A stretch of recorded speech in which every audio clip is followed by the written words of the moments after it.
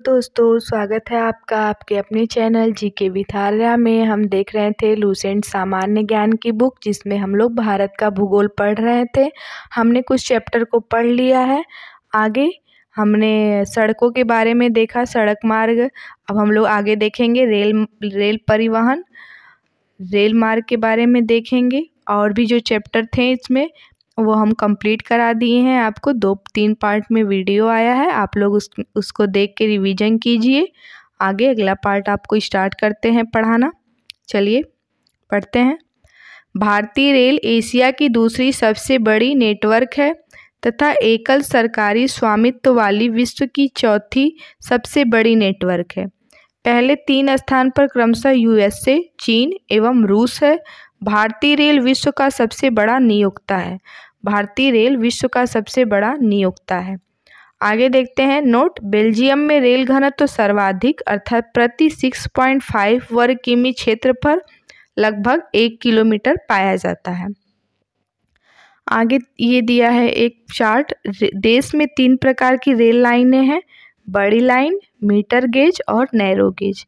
इसके पटरियों की चौड़ाई कितनी है देख लेते हैं। बड़ी लाइन की है 1.676 मीटर, मीटर गेज का कितना है 1.00 मीटर, नैरो गेज का कितना है 0.610 मीटर। आगे चलते हैं। उत्तर अमेरिका में सर्वाधिक विस्तृत रेल मार्ग तंत्र है, जो विश्व के कुल रेल मार्गों का लगभग 40% है। भारत में सर्वप्रथम रेल व्यवस्था की शुरुआत 16 अप्रैल 1853 में मुंबई से थाणे 34 किमी के बीच प्रारंभ हुई थी। विश्व के सबसे पहली रेलगाड़ी 1825 ईस्वी में स्कॉटन और डार्लिंगटन के बीच चली थी। इसके बाद 1830 में लिवरपूल और मैनचेस्टर को आपस में रेल मार्ग से जोड़ दिया गया था। किसको किसको जोड़ दिया गया था? लिवरपूल और मैनचेस्टर को। आगे देखते हैं। भारतीय रेलवे बोर्ड की स्थापना मार्च 1905 ईस्वी में की गई थी। भारतीय रेलवे बोर्ड की स्थापना कब की गई थी? मार्च 1905 ईस्वी में। रेल वित्त को 1924-25 के बाद एटवर्थ कमेटी की सिफारिश पर सामान्य राजस्व से अलग किया गया। पुनः 2017 में रेल बजट को केंद्रीय बजट में मिला दिया गया। भारतीय रेल का राष्ट्रीयकरण 1950 में हुआ। भारतीय रेल का राष्ट्रीयकरण कब हुआ? 1950 में। आगे देखते हैं। भारतीय रेल प्रशासन तथा प्रबंधन की जिम्मेदारी रेलवे बोर्ड पर है। रेलवे को 18 मंडलों, जो पहले 9 था, एवं 73 डिवीजनों में बांटा गया है। रेलवे को कितने मंडलों में बांटा गया? 18 मंडल, जो पहले 9 था, एवं 73 डिवीजन में बांटा गया है। आगे देखते हैं। प्रत्येक मंडल का प्रधान महाप्रबंधक होता है। प्रत्येक मंडल का प्रधान महाप्रबंधक होता है। देश में सबसे लंबी दूरी तय करने वाली रेलगाड़ी विवेक एक्सप्रेस है, नवंबर 2011 से, जो डिब्रूगढ़ असम से कन्याकुमारी तमिलनाडु जाती है। इस दौरान वह 4286 किमी की दूरी तय करती है। इससे पूर्व हिमसागर एक्सप्रेस, जो जम्मू तवी से कन्याकुमारी जाती है, 3726 किलोमीटर की दूरी तय करती है। सबसे लंबी दूरी तय करने वाली रेलगाड़ी बनी हिमसागर एक्सप्रेस, जो जम्मू तवी से कन्याकुमारी जाती है।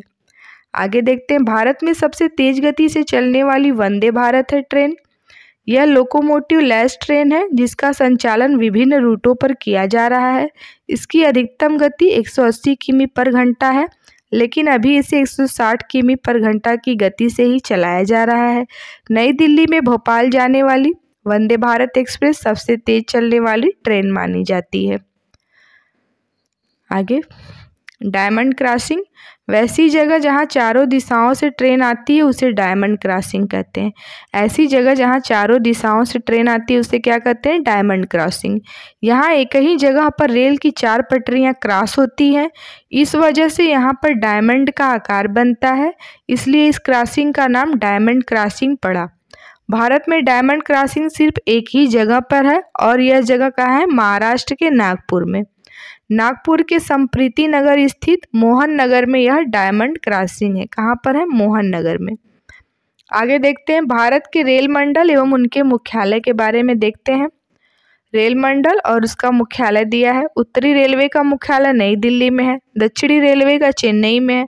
मध्य रेलवे का मुंबई में है। दक्षिण पूर्व रेलवे का कोलकाता में मुख्यालय। उत्तर पूर्वी सेंट्रल रेलवे का मालेगांव में है। उत्तर पूर्वी मध्य रेलवे का इलाहाबाद में है। दक्षिण पश्चिम रेलवे का हुबली में है। पूर्वी तट रेलवे का भुवनेश्वर में है। पश्चिमी रेलवे का चर्च गेट मुंबई में है। आगे देखते हैं। पूर्वी रेलवे का मुख्यालय कोलकाता में है। दक्षिण मध्य रेलवे का सिकंदराबाद में है। पूर्वोत्तर रेलवे का गोरखपुर में है। पूर्व मध्य रेलवे का हाजीपुर में है। पश्चिम मध्य रेलवे का जबलपुर में है। उत्तर पश्चिम रेलवे का जयपुर में है। दक्षिण पूर्व मध्य रेलवे का बिलासपुर में मुख्यालय है। कोलकाता मेट्रो रेल कोलकाता में मुख्यालय है। दक्षिण तट रेलवे का मुख्यालय विशाखापत्तनम में है। आगे देखते हैं। नोट दिया है। उत्तर रेलवे जोन भारत का सबसे बड़ा रेलवे जोन है, जो लगभग 6,807 किमी रेल नेटवर्क को कवर करता है। यह जोन 1952 में स्थापित हुआ था और इसका मुख्यालय नई दिल्ली से बड़ौदा हाउस में है। जापान की MC मैग्लेव ट्रेन दुनिया की सबसे तेज गति से चलने वाली ट्रेन है। इस ट्रेन ने वर्ष 2015 में 603 किमी पर घंटा की गति से चलने का रिकॉर्ड बनाया था। कितने किलोमीटर पर घंटा की गति से चलने का रिकॉर्ड बना था? 603 किलोमीटर पर घंटा की जापान की ट्रेन है MC मैग्लेव। आगे नोट देखते हैं। विश्व का सबसे लंबा रेल मार्ग ट्रांस साइबेरियन रेल मार्ग है, जो लेनिनग्राड से व्लादिवोस्तोक तक 9,438 किलोमीटर लंबा है। विश्व का सबसे लंबा रेल मार्ग कौन है? ट्रांस साइबेरियन रेल मार्ग पूछ लेता है एग्जाम में, जो लेनिनग्राड से व्लादिवोस्तोक तक 9,438 किलोमीटर लंबा है। आगे, भारत 2025 के अनुसार भारतीय रेल मार्ग की लंबाई 68,584 किलोमीटर है। नवंबर 2024 तक कुल ब्रॉड गेज रेल नेटवर्क का लगभग 97% विद्युतीकृत हो चुका है। आगे देखते हैं। वायसराय लॉर्ड रीडिंग के काल में भारत में पहली विद्युत ट्रेन ट्रॉम्बे वीटी एवं कुर्ला हार्बर के बीच 3 फरवरी 1925 को चली थी। बिजली से चलने वाली प्रथम सवारी ट्रेन डेक्कन क्वीन थी, जो 1 जून 1930 को बम्बई से पुणे के मध्य चली थी। आगे देखते हैं। कार्यरत विश्व का सबसे पुराना भाप इंजन फेयरी क्वीन है। 1 मार्च 1969 को पहली राजधानी एक्सप्रेस रेलगाड़ी नई दिल्ली से हावड़ा के बीच चली थी। नई दिल्ली हावड़ा राजधानी एक्सप्रेस वाईफाई सुविधा वाली भारत की पहली रेलगाड़ी है। भारत की पहली रेलगाड़ी ऐसी है जिसमें वाईफाई की सुविधा है। कौन सी? नई दिल्ली हावड़ा राजधानी एक्सप्रेस। आगे देखते हैं। भारत और पाकिस्तान के बीच चलने वाली समझौता एक्सप्रेस लाहौर अटारी के मध्य एवं थार एक्सप्रेस मुनाबाव बाड़मेर खोखरापार सिंध के मध्य चलती है। 14 अप्रैल 2008 को मैत्री एक्सप्रेस चीतपुर ढाका के बीच चलाई गई। 1 अगस्त 1994 से रेलगाड़ी बीमा योजना लागू की गई। आगे देखते हैं कोंकण रेलवे के बारे में। महाराष्ट्र के रोहा से प्रारंभ होकर गोवा के मडगांव तक जाती है। इसकी ट्रैक की लंबाई 741 किमी है। इस रेल मार्ग पर पहली बार रेल परिचालन 26 जनवरी 1998 को हुआ। इस रेल मार्ग से लाभान्वित होने वाले राज्य महाराष्ट्र, गोवा, कर्नाटक एवं केरल है। महाराष्ट्र, गोवा, कर्नाटक एवं केरल है। आगे नोट दिया है, देखते हैं। NCERT 12th की क्लास में भारत और लोक अर्थव्यवस्था, भारत लोक और अर्थव्यवस्था पेज नंबर 119 के अनुसार दिया है। कोंकण रेलवे की लंबाई 760 किलोमीटर है। यह रेल मार्ग 146 नदियों व धाराओं तथा 2000 पुलों व 91 सुरंगों को पार करता है। इस मार्ग पर सबसे लंबी सुरंग की लंबाई 6.5 किलोमीटर है। इस उद्यम में कर्नाटक, गोवा एवं महाराष्ट्र राज्य भागीदार है। आगे देखते हैं। कोलकाता मेट्रो रेल 1972 में बनी यह परियोजना 1975 ईस्वी से अमल में आई। दमदम से टॉलीगंज तक इस भूमिगत रेल मार्ग की कुल लंबाई 16.45 किलोमीटर है। कोलकाता मेट्रो रेल की शुरुआत 24 अक्टूबर 1984 को हुई। कोलकाता मेट्रो रेल की शुरुआत कब हुई थी? 24 अक्टूबर 1984 ईस्वी को। आगे एक नोट दिया हुआ है, देखते हैं। प्रधानमंत्री नरेंद्र मोदी ने 6 मार्च 2024 को भारत की पहली अंडर वाटर मेट्रो टनल का प्रारंभ कोलकाता में किया। इम्पॉर्टेंट है, करंट में भी ये बन जाता है। भारतीय प्रधानमंत्री नरेंद्र मोदी ने 6 मार्च 2024 को भारत की पहली अंडर वाटर मेट्रो टनल का प्रारंभ कहाँ हुआ था? कोलकाता में। सबसे पहला अंडर वाटर मेट्रो टनल कहाँ चली थी? कोलकाता में। आगे दिल्ली मेट्रो रेल के बारे में पढ़ते हैं। यह परियोजना जापान व कोरिया की कंपनियों के सहयोग से बनाई गई है। इसके अंतर्गत सबसे पहली रेल सेवा 25 दिसंबर 2002 को 30 हजारी से शाहदरा के बीच चलाई गई। 30 हजारी से शाहदरा के बीच चलाई गई। आगे बेंगलुरु मेट्रो रेल के बारे में देखते हैं। इसकी शुरुआत 20 अक्टूबर 2011 ईस्वी से नम्मा मेट्रो के नाम से शुरू हुई। इसके ढांचागत सुविधाओं का विकास जापान के सहयोग से किया गया है। मुंबई मेट्रो रेल, इसकी शुरुआत 8 जून 2014 को हुई। मुंबई मेट्रो रेल की शुरुआत कब हुई? 8 जून 2014 ईस्वी को। आगे मुंबई में मोनोरेल। स्वतंत्र भारत में मोनोरेल सर्वप्रथम मुंबई में संचालित की गई है, जहां इसका शुभारंभ महाराष्ट्र के मुख्यमंत्री पृथ्वीराज चौहान ने 1 फरवरी 2014 को किया था। आगे विश्व की पहली मेट्रो रेल लंदन में चली थी, जिसकी शुरुआत 10 मई 1963 को हुई। यह विश्व की दूसरी सबसे लंबी मेट्रो ट्रेन है। इसकी लंबाई 402 किलोमीटर है। चीन की संघाई मेट्रो विश्व की सबसे लंबी मेट्रो ट्रेन है। इसकी कुल लंबाई 434 किलोमीटर है। आगे देखते हैं।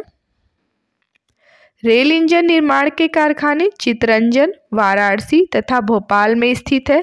सवारी डिब्बों का निर्माण पेरम्बूर, कपूरथला, कोलकाता तथा बेंगलुरु में किया जाता है। रेल इंजन बनाने का नया कारखाना मधेपुरा इलेक्ट्रिकल इंजन एवं मढ़ौरा डीजल इंजन बिहार में स्थापित किया गया है। पहिया बनाने का कारखाना छपरा बिहार एवं rail coach factory Raebareli Uttar Pradesh में स्थापित किया गया है। आगे देखते हैं। Semi high speed Vande Bharat ट्रेनों का निर्माण स्वदेशी रूप से इंटीग्रल कोच फैक्ट्री चेन्नई द्वारा किया जा रहा है। आत्मनिर्भर भारत की भावना से कवच को राष्ट्रीय स्वचालित ट्रेन सुरक्षा प्रणाली के रूप में अपनाया गया है। भारतीय रेलवे ने दिल्ली मुंबई और दिल्ली हावड़ा कॉरिडोर लगभग 3000 किमी पर कवच की तैनाती शुरू की है। आगे नोट देखते हैं। भारत का प्रथम रेलवे विश्वविद्यालय बड़ौदा गुजरात में है। अमृतसर दिल्ली शान पंजाब एक्सप्रेस सीसीटीवी कैमरों से युक्त पहली रेलगाड़ी है। इसका उद्घाटन रेल मंत्री सुरेश प्रभु ने 8 अप्रैल 2016 को नई दिल्ली से वीडियो कॉन्फ्रेंसिंग के जरिए किया। नई दिल्ली हावड़ा राजधानी एक्सप्रेस वाईफाई की सुविधा वाली भारत की पहली रेलगाड़ी है। गरीबों की लंबी दूरी की यात्राएं सुगम बनाने के लिए अनारक्षित कोचों वाली देश की पहली अंत्योदय एक्सप्रेस रेलगाड़ी केरल के एर्नाकुलम से हावड़ा के बीच चलाई गई 27 फरवरी 2017 को। आगे देखते हैं। भारत की पहली सीएनजी से चलने वाली रेलगाड़ी रेवाड़ी से रोहतक के बीच चलने वाली डेमू ट्रेन है। यह ट्रेन डीजल एवं सीएनजी दोनों ईंधन से चलने वाली ड्यूअल फ्यूल सिस्टम वाली ट्रेन है। शुरुआत कब हुई थी? 13 जनवरी 2015 को। आगे देखते हैं। भारत की सबसे लंबी रेलवे पुल बोगीबिल ब्रिज है, जिसकी लंबाई 4.94 किलोमीटर है। यह असम में ब्रह्मपुत्र नदी पर बना है। आगे देखते हैं। भारत की सबसे लंबी रेलवे सुरंग जनासू सुरंग है, जिसकी लंबाई 14.58 किलोमीटर है। यह सुरंग उत्तराखंड में देवप्रयाग से जनासू के बीच बनी ऋषिकेश कर्णप्रयाग रेल परियोजना का हिस्सा है। आगे देखते हैं। भारत का सबसे ऊंचा रेलवे पुल चिनाब रेलवे ब्रिज है, जिसकी ऊंचाई नदी तल से 359 मीटर है। यह जम्मू कश्मीर में। इसमें बहुत ज़्यादा कुछ याद करने वाला नहीं है, बस वो जो पिंक कलर का पॉइंट हाईलाइट किया गया है वो आप लोग ध्यान में रखिए, बस वही याद कीजिए।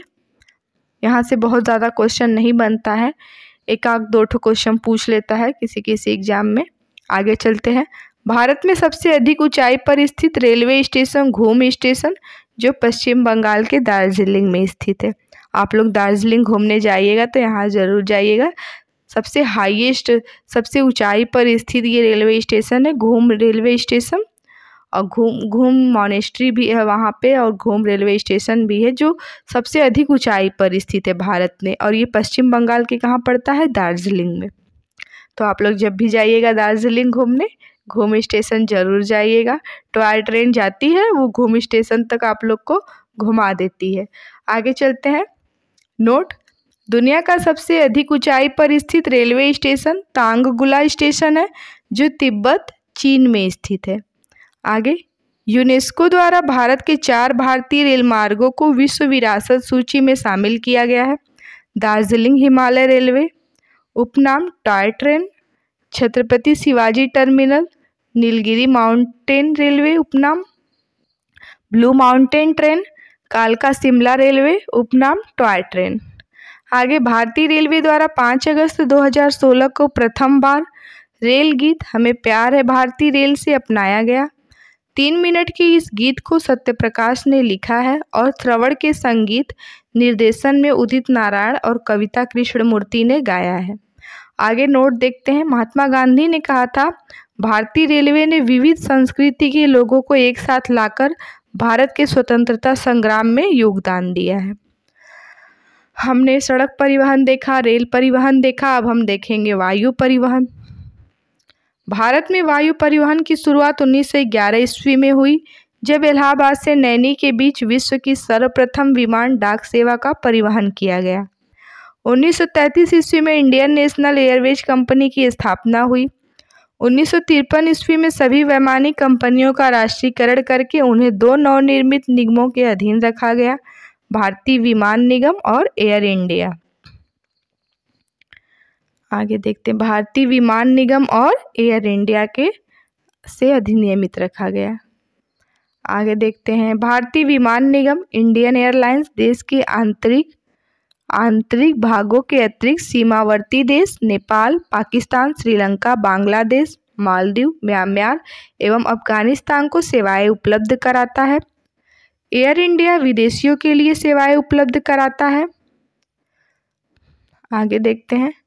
1981 ईस्वी में देश के घरेलू उड़ान के लिए वायुदूत नामक तीसरे निगम की स्थापना की गई थी, जिसका बाद में भारतीय विमान निगम में विलय हो गया। आगे यहाँ क्या दिया है देखते हैं। एयर इंडिया प्रमुख तत्व। एयर इंडिया का मुख्यालय कहाँ है? नई दिल्ली में। निगमित कार्यालय कहाँ है? मुंबई में। शुभंकर क्या है? महाराजा। प्रतीक क्या है? उड़ते हुए हंस, नारंगी रंग का कोणार्क चक्र। आगे, देश के प्रमुख अंतर्राष्ट्रीय हवाई अड्डे। इंदिरा गांधी अंतर्राष्ट्रीय हवाई अड्डा कहाँ है? नई दिल्ली में। छत्रपति शिवाजी अंतर्राष्ट्रीय हवाई अड्डा मुंबई में है। नेताजी सुभाष चंद्र बोस अंतर्राष्ट्रीय हवाई अड्डा कोलकाता में। अन्ना अंतर्राष्ट्रीय हवाई अड्डा चेन्नई में है। बाबा साहब अम्बेडकर अंतर्राष्ट्रीय अड्डा नागपुर में है। सरदार वल्लभ भाई पटेल अंतर्राष्ट्रीय अड्डा अहमदाबाद में। गोपीनाथ बारदोलाई अंतर्राष्ट्रीय अड्डा गुवाहाटी में है। चौधरी चरण सिंह अंतर्राष्ट्रीय हवाई अड्डा लखनऊ में है। श्री गुरु रामदास जी अंतर्राष्ट्रीय हवाई अड्डा अमृतसर में है। त्रिवेंद्रम अंतर्राष्ट्रीय हवाई अड्डा तिरुवनंतपुरम में है। कालीकट अंतर्राष्ट्रीय हवाई अड्डा कोझिकोड में है। आगे, शेख अल आलम अंतर्राष्ट्रीय हवाई अड्डा श्रीनगर में है। राजीव गांधी अंतर्राष्ट्रीय हवाई अड्डा हैदराबाद में है। कोचीन अंतर्राष्ट्रीय हवाई अड्डा कोच्चि में है। वीर सावरकर अंतर्राष्ट्रीय हवाई अड्डा पोर्ट ब्लेयर में है। दाबोलिम अंतर्राष्ट्रीय हवाई अड्डा गोवा में है। कैंपोबोड़ा अंतर्राष्ट्रीय हवाई अड्डा बेंगलुरु में है। मंगलुरु अंतर्राष्ट्रीय हवाई अड्डा मंगलुरु में है। देवी अहिल्याबाई होलकर अंतर्राष्ट्रीय हवाई अड्डा इंदौर में है। सांगानेर अंतर्राष्ट्रीय हवाई अड्डा जयपुर में है। कोयम्बटूर अंतर्राष्ट्रीय हवाई अड्डा कोयम्बटूर में है। तिरुचिरापल्ली अंतर्राष्ट्रीय हवाई अड्डा तिरुचिरापल्ली में है। लाल बहादुर शास्त्री अंतर्राष्ट्रीय हवाई अड्डा वाराणसी में है। बागडोगरा अंतर्राष्ट्रीय हवाई अड्डा सिलीगुड़ी में है। बागडोगरा कहाँ है? सिलीगुड़ी में। बागडोगरा एयरपोर्ट कहाँ है? सिलीगुड़ी में। आगे, सूरत अंतर्राष्ट्रीय हवाई अड्डा सूरत में है। बीजू पटनायक अंतर्राष्ट्रीय हवाई अड्डा भुवनेश्वर में है। कन्नूर अंतर्राष्ट्रीय हवाई अड्डा कन्नूर में है। मदुरई अंतर्राष्ट्रीय हवाई अड्डा मदुरई में है। जयप्रकाश नारायण अंतर्राष्ट्रीय हवाई अड्डा पटना में है। गया अंतर्राष्ट्रीय हवाई अड्डा गया में है। मनोहर पारिकर अंतर्राष्ट्रीय हवाई अड्डा मोपा गोवा में है।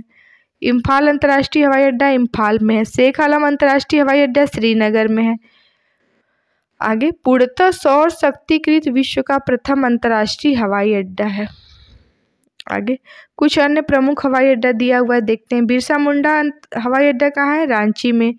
शहीद भगत सिंह हवाई अड्डा कहाँ है? चंडीगढ़ में। महाराजा विक्रम किशोर माणिक्य हवाई अड्डा अगरतला में है। महाराजा अग्रसेन हवाई अड्डा हिसार में है। आगे देखते हैं, आगे चलते हैं। 24 अगस्त 2007 ईस्वी को सार्वजनिक क्षेत्र की विमानन कंपनियां एयर इंडिया एवं भारतीय विमान कंपनी विमान निगम इंडियन एयरलाइंस का विलय हो गया। यह दोनों कंपनियां अब national aviation company of India limited NACIL के नाम से कार्यरत हो गई हैं।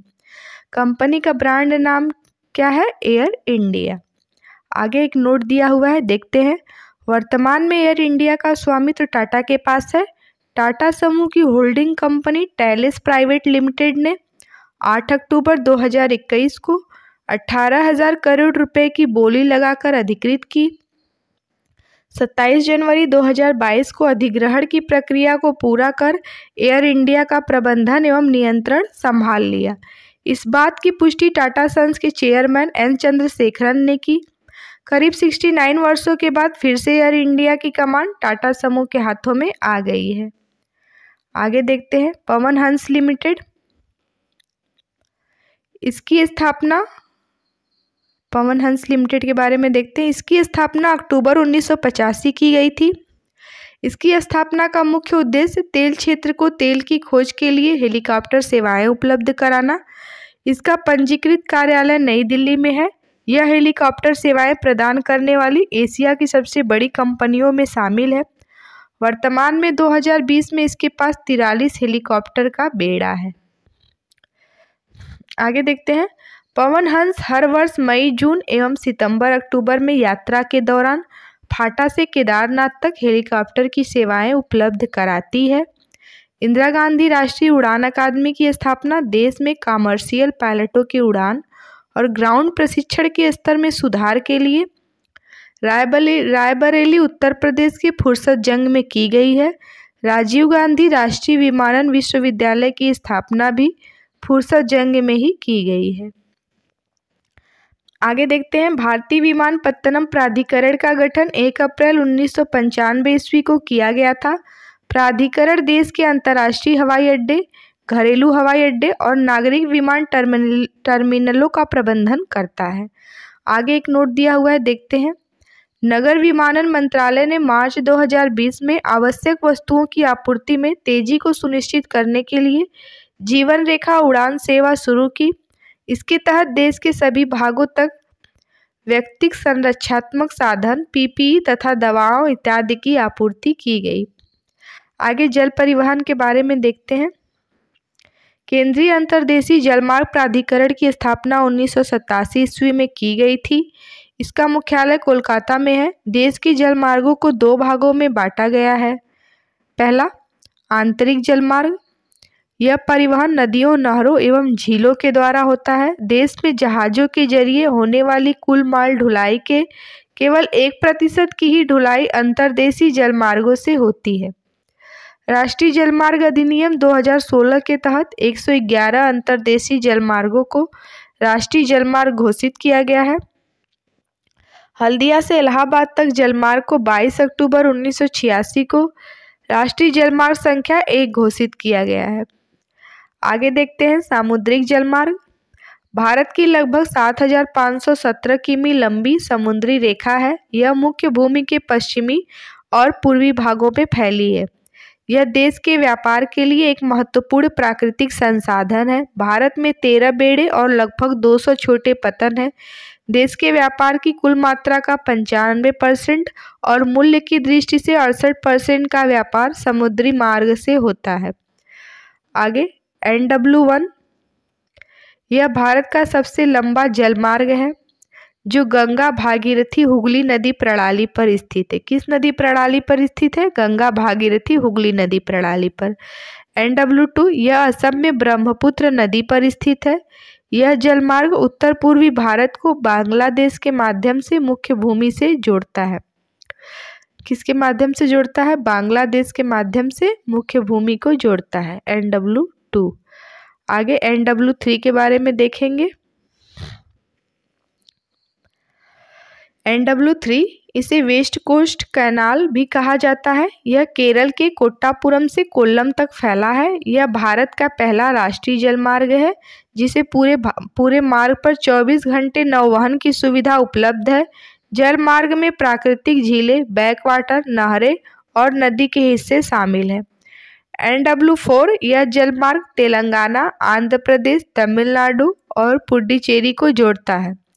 यह जलमार्ग कृष्णा और गोदावरी नदियों के साथ साथ काकीनाडा, एलुरु, कोम्मापुर एवं बर्मिंघम नहरों के माध्यम से कोरोमंडल तट के साथ चलती है। NW4 में लगभग 690 किमी नहर और 328 किमी नदी शामिल है। NW5 इसे 2008 में राष्ट्रीय जलमार्ग घोषित किया गया। यह जलमार्ग ओडिशा और पश्चिम बंगाल में ब्राह्मणी नदी, महानदी और पूर्वी तट नहर प्रणालियों को कवर करता है। आगे राष्ट्रीय जलमार्ग देखते हैं कौन कौन से हैं। NW1 प्रयागराज से हल्दिया तक, इसकी लंबाई कितनी है? 1620 किलोमीटर। NW2 सादिया से धुबरी पट्टी, इसकी लंबाई कितनी है? 891 किलोमीटर। NW3 कोल्लम से कोट्टापुरम तक, इसकी लंबाई कितनी है? 205 किलोमीटर। NW4 काकीनाडा से मरक्कानम तक, इसकी लंबाई कितनी है? 1095 किलोमीटर। NW5 तलचर से धमरा तक है, 623 किलोमीटर। NW16 लखीपुर से भांगा बराक नदी पर है, 121 प्रस्तावित है। ये NW16 वाला अभी प्रस्तावित है। आगे देखते हैं। देश का सबसे बड़ा बंदरगाह मुंबई में है। बड़े बंदरगाहों का नियंत्रण केंद्र सरकार करती है, जबकि छोटे बंदरगाह संविधान की समवर्ती सूची में शामिल है, जिनका प्रबंधन संबंधित राज्य सरकार करती है। देश का सर्वश्रेष्ठ प्राकृतिक बंदरगाह विशाखापत्तनम है। यह भारत का सबसे गहरा बंदरगाह है। एक तो ये प्राकृतिक बंदरगाह है और दूसरा भारत का सबसे गहरा बंदरगाह है विशाखापत्तनम। आगे देखते हैं। यह डॉल्फिन नोच चट्टान के पीछे है। यह डॉल्फिन नोच चट्टान के पीछे है। आगे देखते हैं। कांडला बंदरगाह दीनदयाल पत्तन का निर्माण मुंबई बंदरगाह का दबाव कम करने के लिए किया गया है। कांडला एक ज्वारी बंदरगाह है। यह मुक्त व्यापार क्षेत्र वाला बंदरगाह है। एन्नौर कामराज बंदरगाह भारत का पहला निगमीकृत बंदरगाह है। विशाखापत्तनम भूबद्ध बंदरगाह है। विशाखापत्तनम भूबद्ध बंदरगाह है। आगे देखते हैं। कोच्चि बंदरगाह को अरब सागर की रानी कहा जाता है। एन्नौर बंदरगाह की स्थापना मूल रूप से चेन्नई बंदरगाह के उपग्रह बंदरगाह के रूप में की गई थी, जिसका निर्माण 1 फरवरी 2001 को तत्कालीन प्रधानमंत्री अटल बिहारी वाजपेयी के द्वारा किया गया था। आगे इसका पूर्ण परिचालन दिसंबर 2002 में प्रारंभ हुआ। इसका निर्माण थर्मल कोयले के संभालने के लिए किया गया था। 2014 में बंदरगाह का नाम बदलकर कामराज बंदरगाह कर दिया गया। नोट देखते हैं। कामराज बंदरगाह भारत में एक कंपनी के रूप में पंजीकृत कंपनी अधिनियम 1956 के तहत सबसे पहला बंदरगाह है। आगे देखते हैं। तूतीकोरिन। आगे देखते हैं। तूतीकोरिन, कांडला एवं इंदौर बंदरगाह का नया नाम क्रमशः BO चिदम्बरनार, दीनदयाल एवं कामराज है। कोलकाता नदी प्रकार का बंदरगाह है। इसमें 2 गोदी प्रणालियां हुगली नदी के पश्चिमी किनारे पर हल्दिया गोदी परिसर और पूर्वी किनारे पर कोलकाता गोदी प्रणाली है। आगे देखते हैं। चेन्नई पत्तन हर मौसम में कार्य करने वाला एक कृत्रिम बंदरगाह है। यह भारत का सबसे प्राचीन बंदरगाह है। इसकी स्थापना 1975 में की गई थी। इसकी स्थापना कब की गई थी? 1975 में। आगे देखते हैं। सेतु समुद्रम सीप कनाल प्रोजेक्ट से चेन्नई और तूतीकोरिन के बीच 434 समुद्री मील की दूरी कम होने की संभावना है। कोचीन शिपयार्ड लिमिटेड की स्थापना 1972 में हुई थी। इसका मुख्यालय कोच्चि, केरल है। यह देश का जहाज निर्माण और मरम्मत का सबसे बड़ा क्षमता वाला शिपयार्ड है। दक्षिण पश्चिमी तट पर स्थित कोच्चि पूर्व पश्चिम समुद्री व्यापार के चौराहे पर नियंत्रता की स्थिति में है। आगे देखते हैं, भारत के प्रमुख बड़े बंदरगाह दिए गए हैं, उनका नाम दिया गया है, वो किस राज्य या केंद्र शासित प्रदेश में है वो दिया गया है, और किस नदी, खाड़ी या समुद्र पर है वो दिया गया है। देखते हैं, कोलकाता पश्चिम बंगाल में है, हुगली नदी पर। मुंबई महाराष्ट्र में है, अरब सागर बंदरगाह पर, अरब सागर में कौन सा बंदरगाह है? मुंबई। चेन्नई बंदरगाह तमिलनाडु में है, बंगाल की खाड़ी में। कोच्चि केरल में है, अरब सागर में। विशाखापत्तनम आंध्र प्रदेश में है, बंगाल की खाड़ी में। पारादीप उड़ीसा में है, बंगाल की खाड़ी में। तूतीकोरिन तमिलनाडु में है, बंगाल की खाड़ी में। मार्मुगांव गोवा में है, अरब सागर में। कांडला गुजरात में है, अरब सागर में। न्यू मंगलुरु कर्नाटक में है, अरब सागर में। आगे, नाहवा शेवा महाराष्ट्र में है, अरब सागर में। एन्नौर तमिलनाडु में है, बंगाल की खाड़ी में। वीओ चिदम्बरनार, दीनदयाल पत्तन, पंडित जवाहरलाल नेहरू एवं कामराज पत्तन। आगे देखते हैं, जो भी बंदरगाह दिए उनका डिटेल दिया है, पॉइंट वाइज देखते हैं। मोरमुगांव एक प्राकृतिक पत्तन है जो ब्रेक वाटर और मोल्ड से घिरा है। इसमें 14.4 मीटर गहराई वाला एक ड्राफ्ट चैनल है जो बड़े पोत को आने जाने में मदद करता है, आगे, मुद्रा बंदरगाह भारत का पहला निजी बंदरगाह और सबसे बड़ा कंटेनर बंदरगाह है जो गुजरात के कच्छ जिले के मुंद्रा के पास कच्छ की खाड़ी के उत्तरी तट पर स्थित है। आगे देखते हैं, विश्व के जहाज पुनरावर्तन उद्योग में भारत की हिस्सेदारी 25 से 30% है। जहाज पुनरावर्तन मुख्य रूप से गुजरात के अलांग सोसिया में किया जाता है। अलांग सोसिया विश्व का सबसे बड़ा जहाज पुनरावर्तन कारखाना है। इसे फरवरी 1983 ईस्वी में शुरू किया गया था। बंदरगाह से क्वेश्चन बनता है, कौन सा बंदरगाह कहाँ है, किस सागर में है, किस सागर से लगा हुआ है, या फिर कौन सा प्राकृतिक बंदरगाह है, कौन सा कृत्रिम बंदरगाह है। और एक क्वेश्चन बनता है, कौन सा सबसे बड़ा बंदरगाह है, कौन सा बंदरगाह का नाम परिवर्तित किया गया है। इस तरह का क्वेश्चन बंदरगाह से बनाए जाते हैं। चलिए, एक नोट दिया है, देखते हैं। दाहेज गुजरात देश का प्रथम बंदरगाह है जो रसायनों के निपटान हेतु स्थापित किया गया है, इसलिए इसे रसायन बंदरगाह नाम दिया गया है। गुजरात के दाहेज बंदरगाह को रसायन बंदरगाह का नाम दिया गया है। आगे देखते हैं, रोरो फेरी, इसका पूरा नाम रोल ऑन रोल ऑफ फेरी है। रोल ऑन रोल ऑफ का मतलब किसी सामान को लादना और फिर उसे उतारना। इसमें एक ऐसी कार्गो शिप होती है जिसमें पैसेंजर के साथ ही बाइक, कार, ट्रक जैसी बड़ी गाड़ियों को भी लाद करके एक जगह से दूसरी जगह पहुंचाया जाता है। इस फेरी को चलाने का उद्देश्य किन्हीं दो स्थानों के बीच की दूरी और यात्रा में लगने वाले समय को कम करना होता है। रोरो फेरी समुद्र के छोटे रास्ते से होते हुए कम समय में ही व्यक्ति को उसके वाहन समेत गंतव्य स्थल तक पहुंचा देती है। भारत का पहला रोरो फेरी सेवा गुजरात में भावनगर के घोघा से दक्षिणी गुजरात के दाहेज के बीच शुरू हुई। इसकी शुरुआत 22 अक्टूबर 2017 को प्रधानमंत्री नरेंद्र मोदी जी ने किया। भावनगर के घोघा से दक्षिणी गुजरात के दाहेज के बीच की दूरी सड़क यात्रा के दौरान 360 किमी पड़ती है, जबकि समुद्र के रास्ते यह दूरी 32 किमी रह जाती है। आगे, इस कारण सड़क यात्रा में लगने वाला 7 से 8 घंटे की दूरी को रोरो फेरी माध्यम से मात्र 1 घंटे में तब्दील हो जाता है। आगे, भारत की जनगणना दी हुई है, 2011 की जो जनगणना हुई थी। देखते हैं, अभी तक एग्जाम्स में 2011 की ही जनगणना पूछी जाती है, क्योंकि अभी नई वाली जनगणना नहीं हुई है। तो आप लोग 2011 की जनगणना का पढ़े हैं तो रिवीजन कीजिए, और नहीं पढ़े हैं तो पढ़ाई कीजिए। चलिए, भारतीय संविधान की धारा 246 के अनुसार देश की जनगणना कराने का दायित्व तो संघ सरकार को सौंपा गया है। यह संविधान की 7वीं अनुसूची की क्रम संख्या 69 पर अंकित है। जनगणना संगठन केंद्रीय गृह मंत्रालय के अधीन कार्यरत है, जिसका उच्चतम अधिकारी भारत का महापंजीयक एवं जनगणना आयुक्त होता है। यह देश भर में जनगणना संबंधी कार्यों को निर्देशित करता है तथा जनगणना के आंकड़ों को जारी करता है। जनगणना संबंधी आंकड़ों को क्या करता है? जनगणना संबंधी आंकड़ों को निर्देशित करता है और जारी करता है। आगे देखते हैं, बहुत इम्पॉर्टेंट है जनगणना 2011 की। हर एक एग्जाम में 1 से 2 क्वेश्चन जनगणना से पूछ लिए जाते हैं। आगे देखते हैं,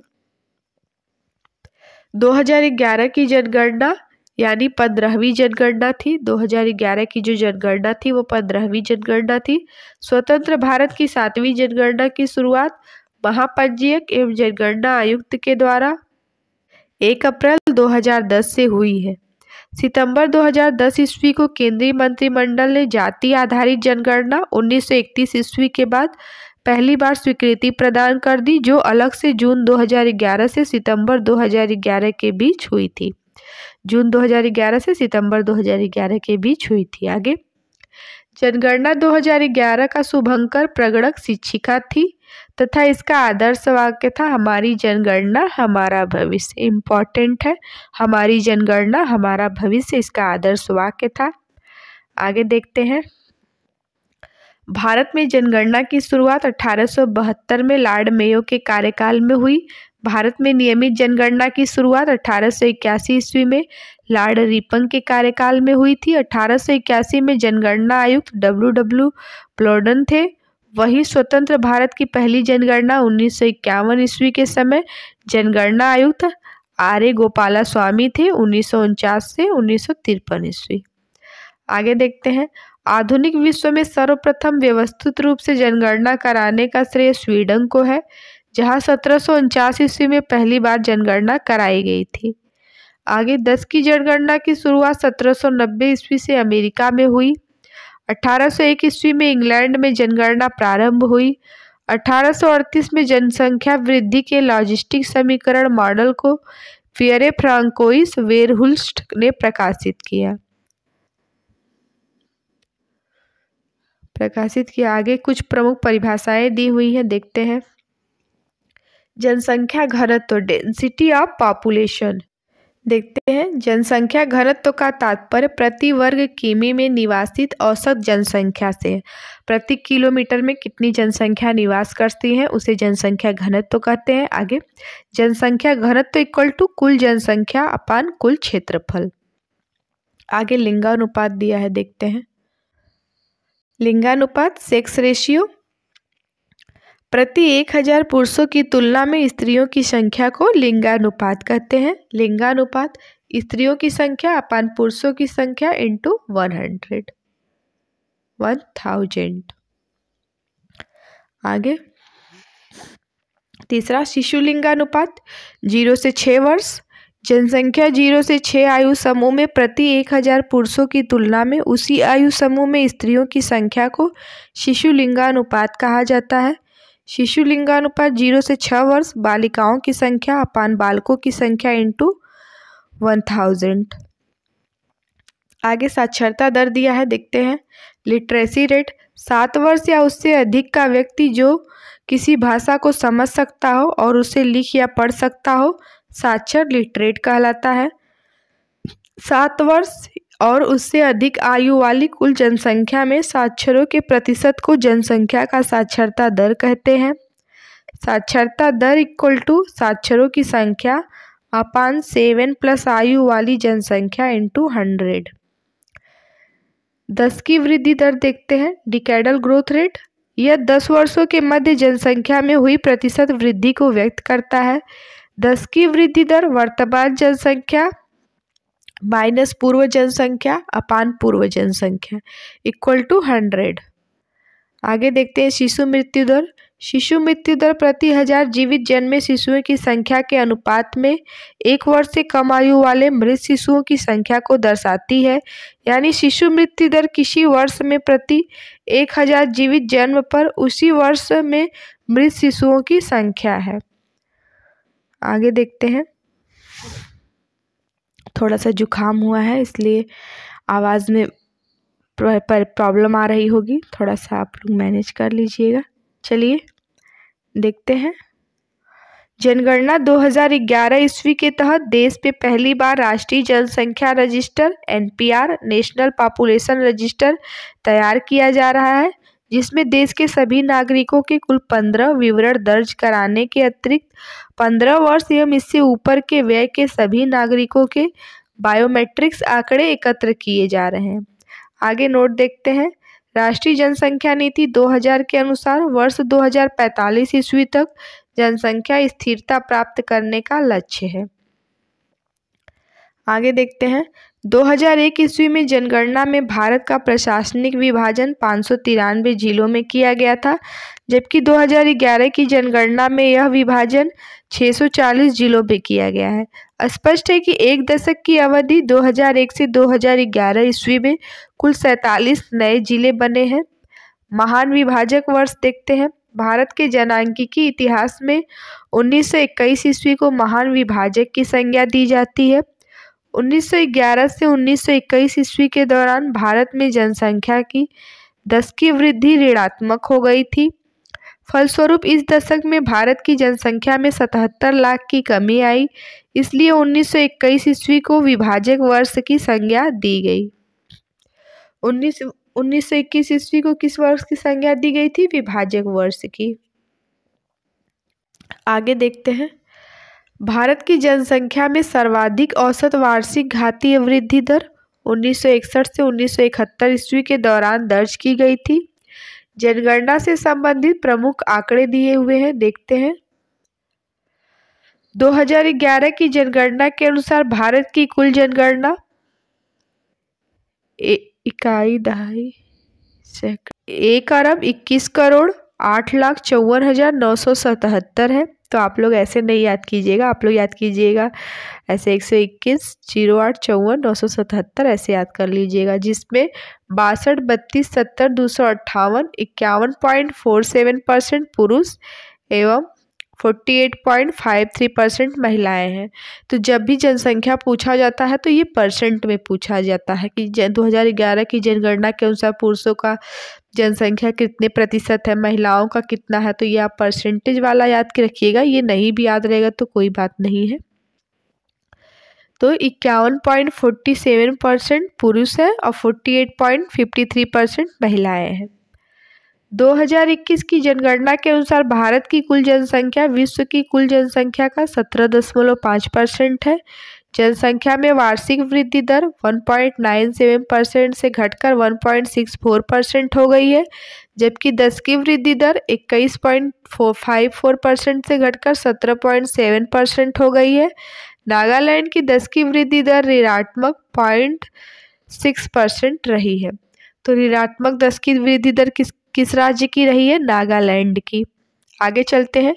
जनसंख्या घनत्व 332 व्यक्ति प्रति वर्ग किमी से बढ़कर 382 व्यक्ति प्रति वर्ग किमी हो गया। लिंगानुपात 933 से बढ़कर 943 हो गया है। शिशु लिंगानुपात 927 से घटकर 918 हो गया। आगे देखते हैं। जनसंख्या में साक्षर लोगों की संख्या 64.84% से बढ़कर 73% हो गई। पुरुष साक्षरता 75.26% से बढ़कर 82.14% एवं महिला साक्षरता 53.67 से बढ़कर 65.46% हो गई। पुरुष एवं स्त्री साक्षरता दर में अंतर 16.68% का है। आगे देखते हैं। ग्रामीण क्षेत्र में न्यूनतम साक्षरता दर वाला राज्य आंध्र प्रदेश है 60.4% के साथ। आगे देखते हैं। शहरी क्षेत्र में न्यूनतम साक्षरता वाला राज्य उत्तर प्रदेश है 75.1% के साथ। ग्रामीण क्षेत्र में सर्वाधिक साक्षरता वाला राज्य केरल है 93%। देश में अब तक पूर्ण साक्षर घोषित किए गए एकमात्र राज्य केरल है। जनगणना 2011 के अनुसार देश में अनुसूचित जाति के व्यक्तियों की कुल संख्या 20.14 करोड़ है, जो देश की कुल जनसंख्या का 16.6% है। 2001 में यह 16.2% थी। 2011 ईस्वी में अनुसूचित जातियों में लिंगानुपात 945 है। आगे देखते हैं 2001 और 2011 ईस्वी के अनुसार देश में अनुसूचित जाति की दशकीय वृद्धि दर 20.8% रही है। आगे देखते हैं 2011 ईस्वी की जनगणना के अनुसार देश में अनुसूचित जनजाति के व्यक्तियों की कुल संख्या 10.43 करोड़ है, जो देश की कुल जनसंख्या का 8.6% है। 2001 में यह 8.2% थी। 2011 ईस्वी में अनुसूचित जनजातियों एसटी का लिंगानुपात 990 है। 2001 से 2021 ईस्वी के दौरान देश में अनुसूचित जनजातियों की 10 की वृद्धि दर 23.7% रही है। आगे देखते हैं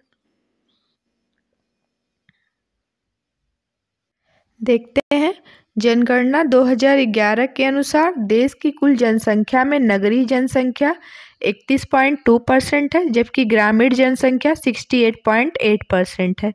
2001 में नगरीय जनसंख्या 27.8% तथा ग्रामीण जनसंख्या 72.2% थी। राज्यों में सिक्किम की जनसंख्या सबसे कम है। इसकी जनसंख्या से कम जनसंख्या वाले 4 केंद्र शासित प्रदेश हैं: अंडमान एवं निकोबार, दादरा एवं नगर हवेली, दमन एवं दीव एवं लक्षद्वीप। सिक्किम, अंडमान एवं निकोबार द्वीप समूह, दादर एवं नगर हवेली, दमन दीव और लक्षद्वीप। आगे देखते हैं 2011 के अनुसार जनगणना 2011 के अनुसार मध्य प्रदेश में नगरों की संख्या सर्वाधिक है। मध्य प्रदेश में नगरों की संख्या सर्वाधिक है। आगे जनसंख्या देखते हैं। भारत में सर्वाधिक जनसंख्या वाले 5 राज्य हैं, घटते क्रम में दिए हुए हैं: उत्तर प्रदेश, महाराष्ट्र, बिहार, पश्चिम बंगाल, आंध्र प्रदेश। आगे भारत में न्यूनतम जनसंख्या वाले 5 राज्य दिए हैं बढ़ते क्रम में: सिक्किम, मिजोरम, अरुणाचल प्रदेश, गोवा और नागालैंड। यानी सर्वाधिक जनसंख्या वाला राज्य उत्तर प्रदेश हो गया और न्यूनतम जनसंख्या वाला राज्य सिक्किम हो गया। जनसंख्या कितनी? 19, 98, 12, 341 और यहाँ पे 610, 577 ऐसे याद कर लीजिए। ऑप्शन देखते ही दिमाग में क्लिक कर जाएगा। आगे देखते हैं 10 की वृद्धि। सर्वाधिक 10 की वृद्धि वाले 5 राज्य हैं घटते क्रम में: मेघालय, अरुणाचल प्रदेश, बिहार, जम्मू कश्मीर और मिजोरम। न्यूनतम 10 की वृद्धि वाले 5 राज्य दिए हैं बढ़ते क्रम में, देखते हैं नागालैंड, केरल, गोवा, आंध्र प्रदेश, सिक्किम। आगे जनसंख्या घनत्व दिया है, देखते हैं। सर्वाधिक जनसंख्या घनत्व वाले 5 राज्य दिए हैं घटते क्रम में: बिहार 1106 है जनसंख्या घनत्व वहाँ का, पश्चिम बंगाल का 1028 है, केरल का 860 है, उत्तर प्रदेश का 829 है जनसंख्या घनत्व, हरियाणा का 573 है। आगे न्यूनतम जनसंख्या घनत्व वाले 5 राज्य बढ़ते क्रम में देखते हैं। अरुणाचल प्रदेश का 17 है, मिजोरम का 52 है, सिक्किम का 86 है, मणिपुर का 115 है, नागालैंड का 119 है। आगे लिंगानुपात दिया हुआ है, देखते हैं। सर्वाधिक लिंगानुपात वाले 5 राज्य हैं घटते क्रम में: केरल 1084 है लिंगानुपात, तमिलनाडु में 996 है, आंध्र प्रदेश में 993 है, मणिपुर में 992 है, छत्तीसगढ़ में 991 है। न्यूनतम लिंगानुपात वाले 5 राज्य दिए हैं बढ़ते क्रम में, देखते हैं। हरियाणा में 889 है, जम्मू कश्मीर में हरियाणा में 869 है, जम्मू कश्मीर में 889 है, सिक्किम में 890 है, पंजाब में 895 है, उत्तर प्रदेश में 912 है। आगे सर्वाधिक शिशु लिंगानुपात वाले 5 राज्य देखते हैं घटते क्रम में: अरुणाचल प्रदेश में 972 है, मिजोरम में 970 है, मेघालय में 970 है, छत्तीसगढ़ में 969 है, केरल पे 964 है। न्यूनतम शिशु लिंगानुपात वाले 5 राज्य देखते हैं बढ़ते क्रम में: हरियाणा में 834 है, पंजाब में 846 है, जम्मू कश्मीर में 862 है, राजस्थान में 888 है, गुजरात में 890 है। आगे देखते हैं सर्वाधिक साक्षरता देखते हैं। सर्वाधिक साक्षरता प्रतिशत वाले 5 राज्य घटते क्रम में दिए हैं: केरल में सबसे ज़्यादा साक्षरता है 94%, फिर मिजोरम में है 91.3%, फिर गोवा में है 88.7%, फिर त्रिपुरा में है 87.2%, फिर हिमाचल प्रदेश में है 82.8%। आगे न्यूनतम साक्षरता प्रतिशत वाले 5 राज्य दिए हैं बढ़ते क्रम में।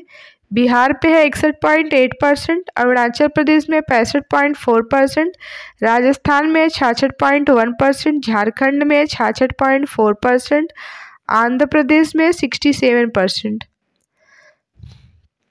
आगे देखते हैं सर्वाधिक पुरुष साक्षरता प्रतिशत वाला 5 राज्य दिया है घटते क्रम में। केरल में 96.1%, मिजोरम में 93.3%, गोवा में 92.6%, त्रिपुरा में 91.5%, हिमाचल प्रदेश में 89.5%। आगे न्यूनतम पुरुष साक्षरता प्रतिशत वाले 5 राज्य दिए हैं बढ़ते क्रम में। बिहार में 71.2%, अरुणाचल प्रदेश में 72.6%, आंध्र प्रदेश में 74.9%, मेघालय में 76%, झारखंड में 76.8%। आगे देखते हैं सर्वाधिक महिला साक्षरता प्रतिशत वाले 5 राज्य दिए हैं घटते क्रम में। केरल में 92.1%, मिजोरम में 89.3%, गोवा में 84.7%, त्रिपुरा में 82.7%, नागालैंड में 76.1%। आगे न्यूनतम महिला साक्षरता प्रतिशत वाले 5 राज्य दिए हैं बढ़ते क्रम में, देखते हैं। बिहार में 51.5%, राजस्थान में 52.1%, झारखंड में 55.4%, जम्मू कश्मीर में 56.4%, उत्तर प्रदेश में 57.2%। आगे ग्रामीण जनसंख्या शहरी जनसंख्या देखते हैं। सर्वाधिक ग्रामीण जनसंख्या प्रतिशत वाले 5 राज्य हैं घटते क्रम में। हिमाचल प्रदेश 90%, बिहार 88.7%, असम 85.9%, ओडिशा 83.3%, मेघालय 79.9%। आगे देखते हैं सर्वाधिक नगरीय जनसंख्या प्रतिशत वाले 5 राज्य दिए हैं घटते क्रम में, देखते हैं। गोवा 62.2%, मिजोरम 52.1%, तमिलनाडु 48.4%, केरल 47.7%, महाराष्ट्र 45.2%। आगे देखते हैं सर्वाधिक नगरीय जनसंख्या वाले 5 राज्य दिए हैं घटते क्रम में। महाराष्ट्र, उत्तर प्रदेश, तमिलनाडु, पश्चिम बंगाल और आंध्र प्रदेश।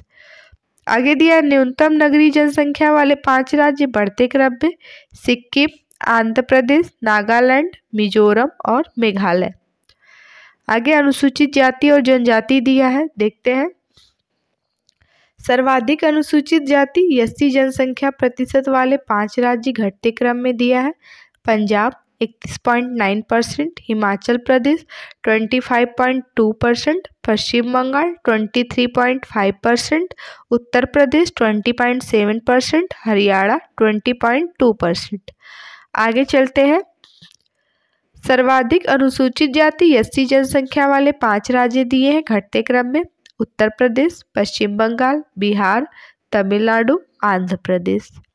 आगे एक नोट दिया हुआ है, नागालैंड एवं अरुणाचल प्रदेश में कोई भी अनुसूचित जाति एससी निवास नहीं करती है। मतलब नागालैंड और अरुणाचल प्रदेश में एससी जाति नहीं पाई जाती है, एससी से शेड्यूल कास्ट नहीं पाया जाता है वहाँ पे, नागालैंड और अरुणाचल प्रदेश में। आगे देखते हैं सर्वाधिक अनुसूचित जाति एसटी जनसंख्या वाले 5 राज्य देखते हैं। मध्य प्रदेश, महाराष्ट्र, उड़ीसा, राजस्थान, गुजरात। आगे देखते हैं नोट, झारखंड में अनुसूचित जनजाति एसटी जनसंख्या के मामले में स्थान पर है। इसकी एसटी जनसंख्या कितनी है? 86,45,042 है। झारखंड में अनुसूचित जनजाति एसटी जनसंख्या के मामले में 6ठे स्थान पर है। इसकी एसटी जनसंख्या कितनी है? 46,45,042 है। आगे देखते हैं सर्वाधिक अनुसूचित जनजाति एसटी जनसंख्या प्रतिशत में घटते क्रम में, देखते हैं। मिजोरम 94.4%, नागालैंड 86.5%, मेघालय 86.1%, अरुणाचल प्रदेश 68%, मणिपुर 35.1%। आगे चलते हैं एसटी जनसंख्या प्रतिशत के मामले में झारखंड 26.2% 11वें स्थान पर है।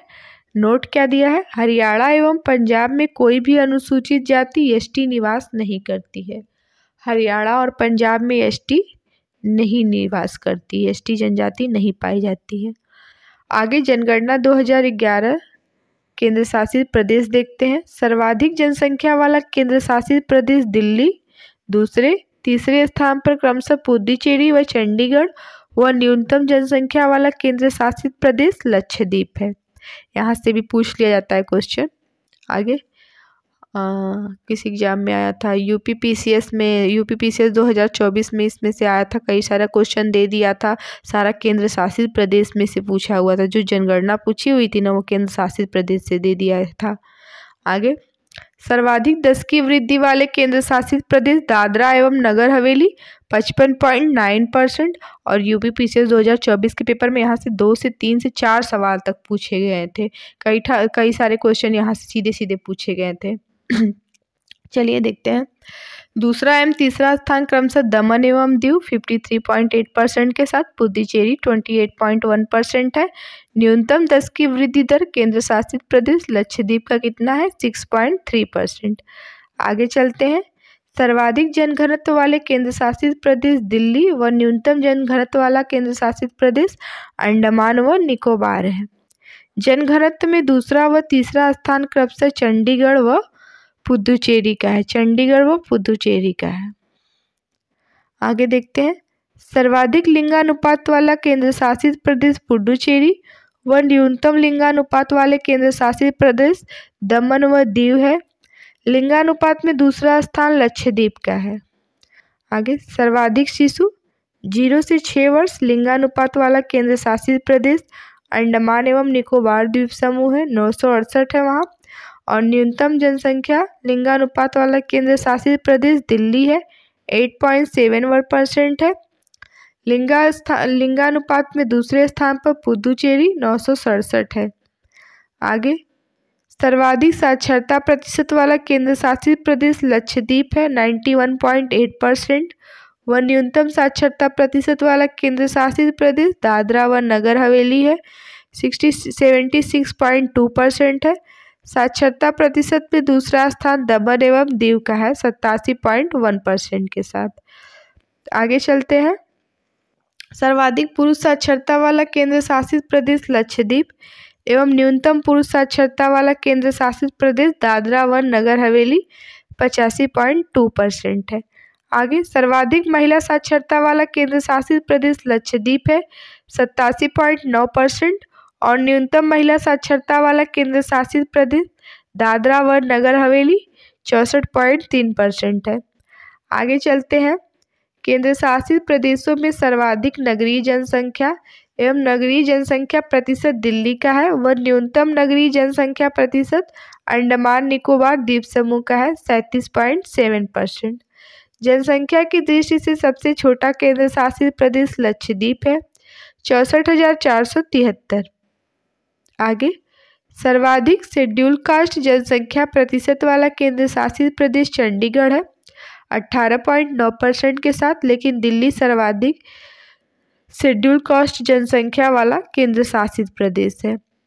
नोट, लक्षद्वीप तथा अंडमान निकोबार द्वीप समूह में कोई भी अनुसूचित जाति एससी निवास नहीं करती, कोई भी अनुसूचित जाति एससी निवास नहीं करती है। आगे देखते हैं। सर्वाधिक एसटी जनसंख्या प्रतिशत वाला केंद्र शासित प्रदेश लक्षद्वीप 94.8% है। वही सर्वाधिक एसटी जनसंख्या वाला केंद्र शासित प्रदेश दादरा व नगर हवेली 1,78,564 है। आगे नोट दिया है, दिल्ली, चंडीगढ़ एवं पुडुचेरी में कोई भी अनुसूचित जनजाति एसटी निवास नहीं करती है। आगे भारत की प्रमुख बहुउद्देशीय नदी घाटी परियोजनाएं दी गई हैं। देखते हैं कौन सी नदी घाटी परियोजनाएं किस राज्य में है और किस नदी पर है, देखते हैं।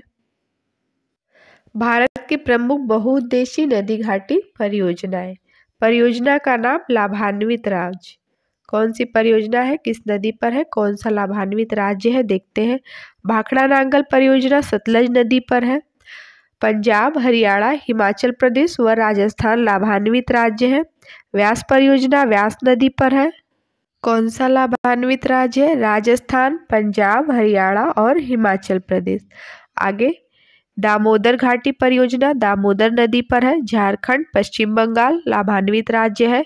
हीराकुंड बांध परियोजना महानदी पर है। उड़ीसा लाभान्वित राज्य है। चंबल परियोजना चंबल नदी पर है। राजस्थान तथा मध्य प्रदेश लाभान्वित राज्य है। तुंगभद्रा परियोजना तुंगभद्रा नदी पर है। तेलंगाना तथा कर्नाटक लाभान्वित राज्य है। मयूराक्षी परियोजना मयूराक्षी नदी पर है, पश्चिम बंगाल में। आगे नागार्जुन सागर परियोजना कृष्णा नदी पर है, आंध्र प्रदेश तथा तेलंगाना में। कोसी परियोजना कोसी नदी पर है, बिहार तथा नेपाल में। गंडक परियोजना गंडक नदी पर है, बिहार नेपाल में। फरक्का परियोजना गंगा भागीरथी नदी पर है, पश्चिम बंगाल में। काकड़ापाड़ा परियोजना ताप्ती नदी पर है, गुजरात में।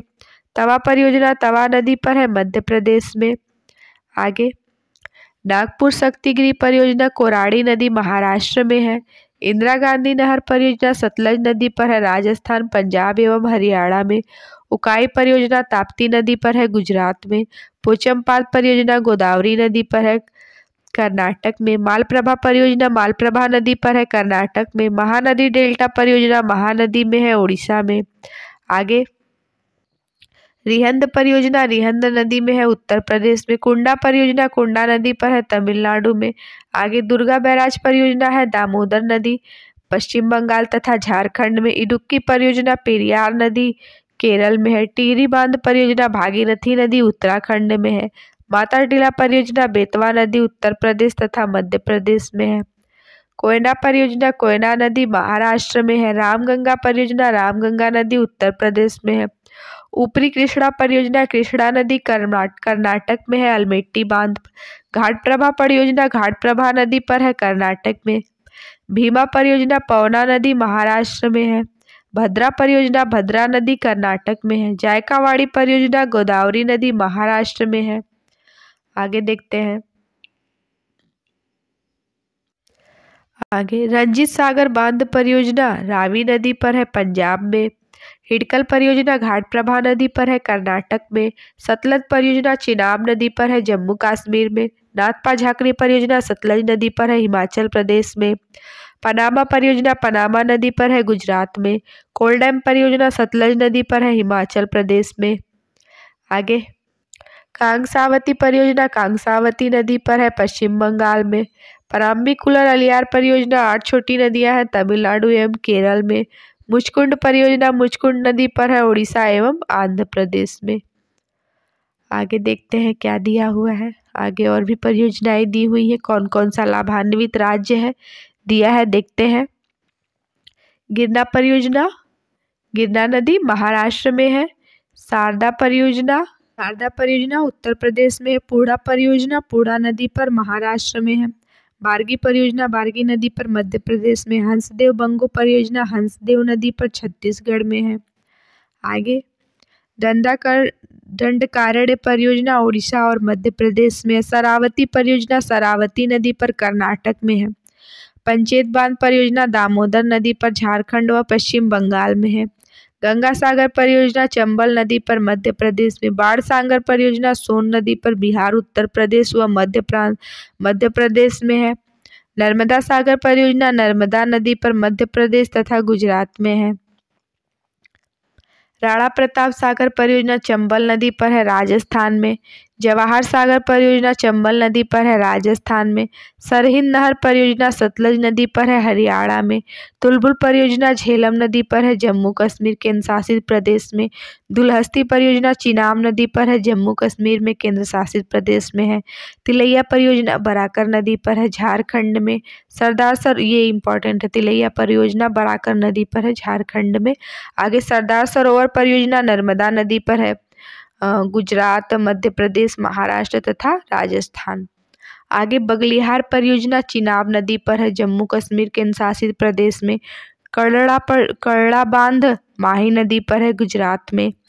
इंदिरा सागर बांध परियोजना नर्मदा नदी पर है, मध्य प्रदेश में। आगे नोट दिया है, देखते हैं। भारत के पहले प्रधानमंत्री पंडित जवाहरलाल नेहरू ने बहुउद्देशीय नदी घाटी परियोजनाओं को आधुनिक भारत का मंदिर कहा था। बहुउद्देशीय नदी घाटी परियोजनाओं को आधुनिक भारत का मंदिर किसने कहा था? पंडित जवाहरलाल नेहरू ने, जो भारत के पहले प्रधानमंत्री थे। आगे देखते हैं, देश में सबसे अधिक 3 बड़े बांध वाले राज्य हैं। महाराष्ट्र 1845, मध्य प्रदेश 905, गुजरात 666। आगे, शिवसागर झील का निर्माण महाराष्ट्र में कोयना नदी पर बने बांध से हुआ है। कोयना कृष्णा नदी की सहायक नदी है जो सतारा जिले के कराड़ में मिलती है। इसके संगम को प्रीति संगम कहा जाता है। नदियों के किनारे बसे प्रमुख नगर है, देखते हैं। आगरा यमुना नदी के किनारे, बद्रीनाथ अलकनंदा नदी के किनारे, प्रयागराज गंगा व यमुना, दिल्ली यमुना नदी के किनारे बसा है, फिरोजपुर सतलज नदी के किनारे, हरिद्वार गंगा नदी के किनारे, कानपुर गंगा नदी के किनारे, कुरनूल तुंगभद्रा नदी के किनारे, सुकोवा घाट ब्रह्मपुत्र नदी घाटी, कन्नौज गंगा नदी के किनारे, श्रीनगर झेलम नदी, सूरत ताप्ती नदी। आगे, हैदराबाद मूसी नदी, मथुरा यमुना नदी, जमशेदपुर स्वर्णरेखा नदी, अहमदाबाद साबरमती नदी, पंढरपुर भीमा नदी, बरेली रामगंगा नदी, जगदलपुर इंद्रावती, गोरखपुर राप्ती नदी। आगे देखते हैं, अयोध्या सरयू नदी, कोलकाता हुगली नदी, लखनऊ गोमती नदी, डिब्रूगढ़ ब्रह्मपुत्र नदी, गुवाहाटी ब्रह्मपुत्र नदी, जबलपुर नर्मदा नदी। आगे, कोटा चंबल नदी, कटक महानदी, नासिक गोदावरी, संबलपुर महानदी, श्रीरंगपट्टनम कावेरी नदी, जौनपुर गोमती नदी। आगे, ओरछा बेतवा नदी, उज्जैन क्षिप्रा नदी, वाराणसी गंगा नदी, लुधियाना सतलज नदी, विजयवाड़ा कृष्णा नदी, तिरुचिरापल्ली कावेरी, बैतूल ताप्ती नदी। आगे देखते हैं, भारत के पर्वतीय नगर दिए गए हैं, देखते हैं। गुलमर्ग जम्मू कश्मीर में है 2651 मीटर की ऊंचाई पर। ऊटी तमिलनाडु में है 2286 मीटर की ऊंचाई पर। शिमला हिमाचल प्रदेश में 2206 मीटर की ऊंचाई पर। पहलगांव जम्मू कश्मीर में 2195 मीटर की ऊंचाई पर। दार्जिलिंग पश्चिम बंगाल में 2134 मीटर की ऊंचाई पर। कोडाईकनाल तमिलनाडु में है 2133 मीटर की ऊंचाई पर। लैंसडाउन उत्तराखंड में है 2118 मीटर की ऊंचाई पर। डलहौजी हिमाचल प्रदेश में 2035 मीटर की ऊंचाई पर। मसूरी उत्तराखंड में है 2005 मीटर की ऊंचाई पर। कोटगिरी तमिलनाडु में है 1981 मीटर की ऊंचाई पर। आगे देखते हैं, मुक्तेश्वर उत्तराखंड में है 1974 मीटर की ऊंचाई पर। आगे, नैनीताल उत्तराखंड में है 1938 मीटर की ऊंचाई पर। कसौली हिमाचल प्रदेश में 1890 मीटर की ऊंचाई पर। कुन्नूर तमिलनाडु में 1859 मीटर की ऊंचाई पर। गंगटोक सिक्किम में 1850 मीटर की ऊंचाई पर। आगे, मनाली हिमाचल प्रदेश में 1829 मीटर की ऊंचाई पर। रानीखेत उत्तराखंड में है 1829 मीटर की ऊंचाई पर। रांची झारखंड में है 670 मीटर की ऊंचाई पर। मिरिक पश्चिम बंगाल में है 1800 मीटर की ऊंचाई पर। श्रीनगर जम्मू कश्मीर में 1768 मीटर की ऊंचाई पर। कोटलिम तमिलनाडु में है 1676 मीटर की ऊंचाई पर। आगे, भुआली उत्तराखंड में 1650 मीटर की ऊंचाई पर। अल्मोड़ा उत्तराखंड में 1646 मीटर की ऊंचाई पर। शिलांग मेघालय में 1496 मीटर की ऊंचाई पर। सोलन हिमाचल प्रदेश में 1496 मीटर की ऊंचाई पर। नंदी हिल्स कर्नाटक में 1474 मीटर की ऊंचाई पर। येरकाड तमिलनाडु में 1459 किलोमीटर की ऊंचाई पर 59 मीटर की ऊंचाई पर। महाबलेश्वर महाराष्ट्र में है 1372 मीटर की ऊंचाई पर। कलिम्पोंग पश्चिम बंगाल में है 1250 मीटर की ऊंचाई पर।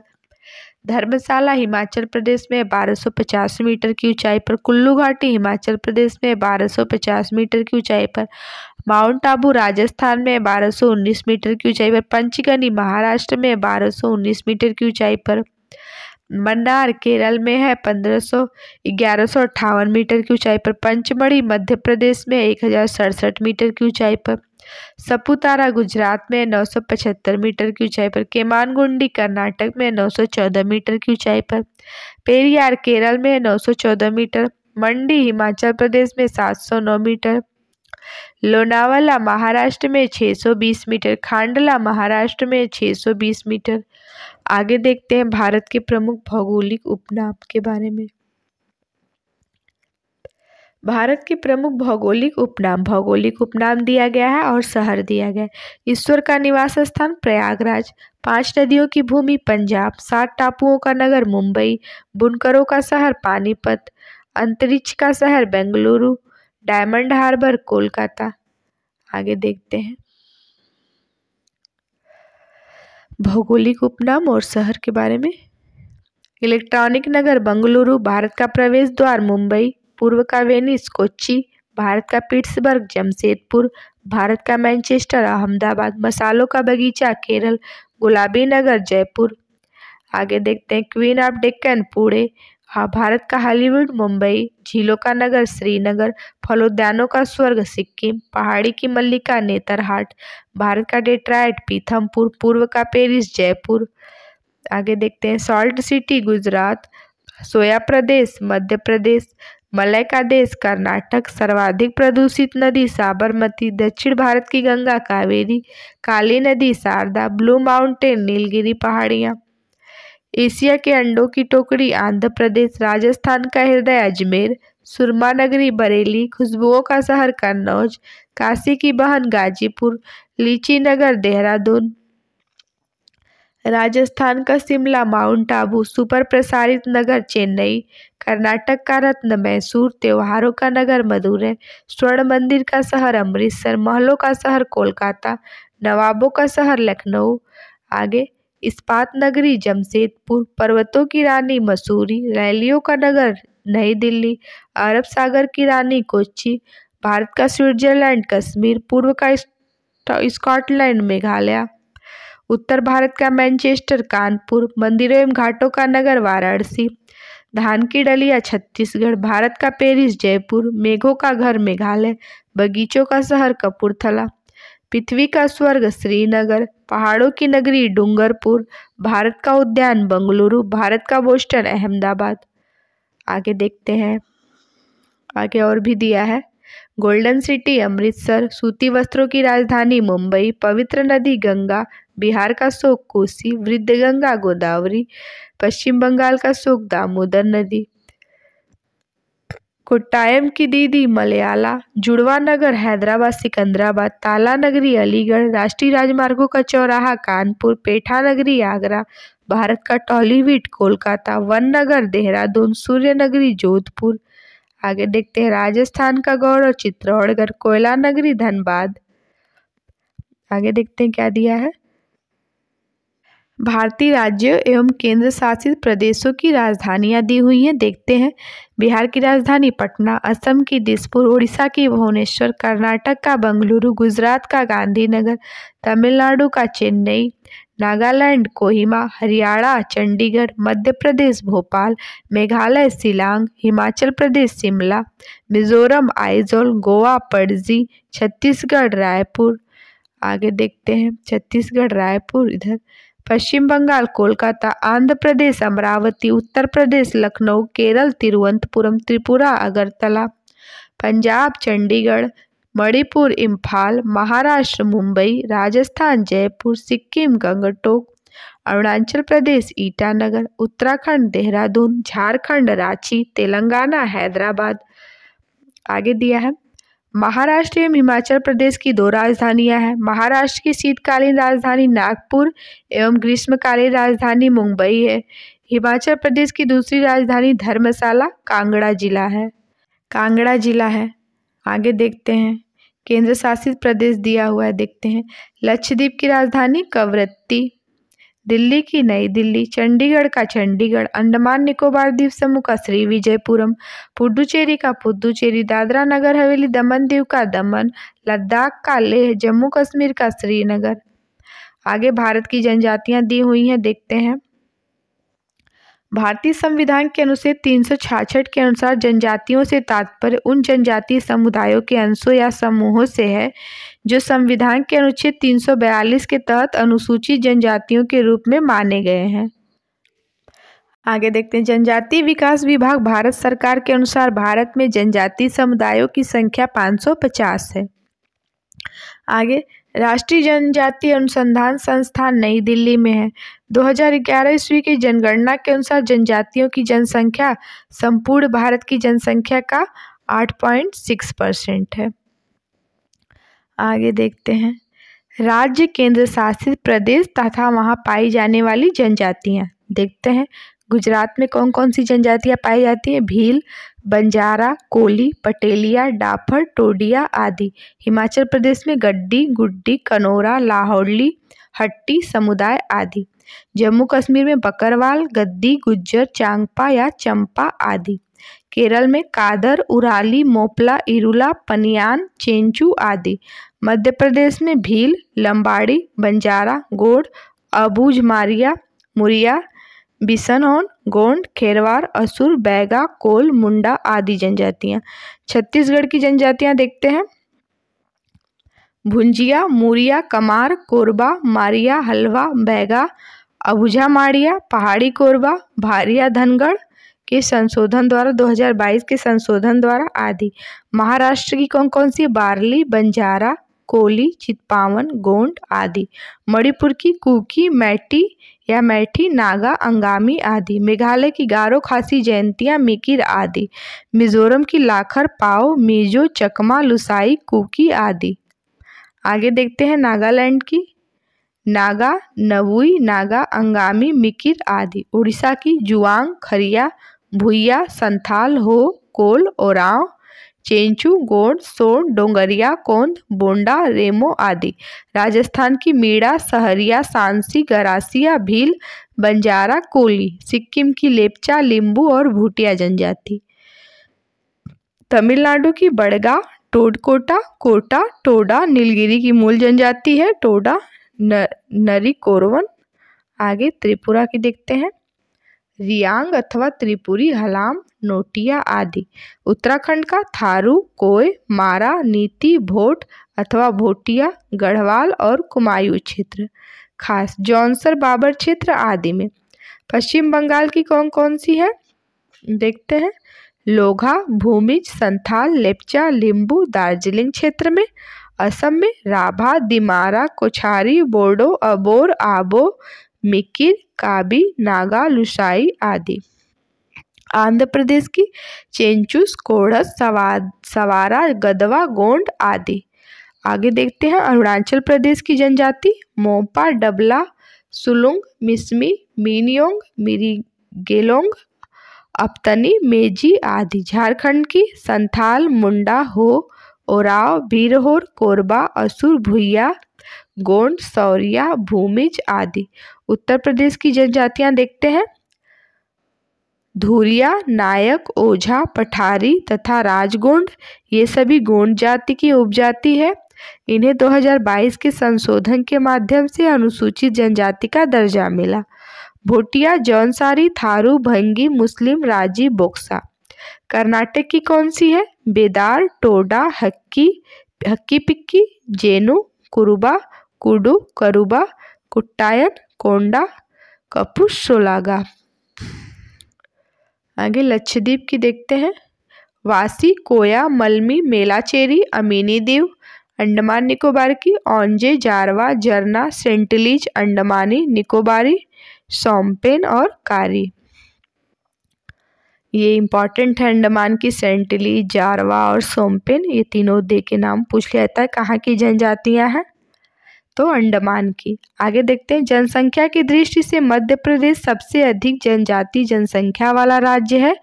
वहीं मिजोरम 94.4% प्रतिशतता की दृष्टि से सबसे बड़ा जनजाति जनसंख्या वाला राज्य है। आगे संविधान के 89 संशोधन 2003 के द्वारा एक राष्ट्रीय अनुसूचित जनजाति आयोग अनुच्छेद 338 क की स्थापना की गई।